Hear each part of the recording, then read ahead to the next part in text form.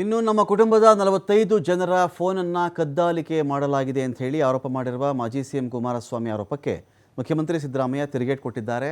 ನಾನು ನನ್ನ ಜೀವಮಾನದಲ್ಲಿಯೇ ಯಾರದ್ದೇ ಫೋನನ್ನು ಕದ್ದು ಕೇಳಿಸ್ಕೊಂಡಿಲ್ಲ, ನಾನು ಟ್ಯಾಪ್ ಮಾಡಿಸಿಲ್ಲ, ಕೂಡ ಮಾಡೋದು ಇಲ್ಲ ಅಂತ ಸಿಎಂ ಸಿದ್ದರಾಮಯ್ಯ ಸ್ಪಷ್ಟನೆ ಕೊಟ್ಟಿದ್ದಾರೆ. ಈ ಕುಮಾರಸ್ವಾಮಿ ಬಾಯಿಗೆ ಬಂದಂತೆಲ್ಲ ಮಾತನಾಡೋದು, ಅನಗತ್ಯ ಆರೋಪ ಮಾಡೋದು ಸರಿ ಕಾಣಲ್ಲ ಅಂತ ಸಿಎಂ ಮಾಜಿ ಸಿಎಂಗೆ ತಿರುಗೇಟು ಕೊಟ್ಟಿದ್ದಾರೆ.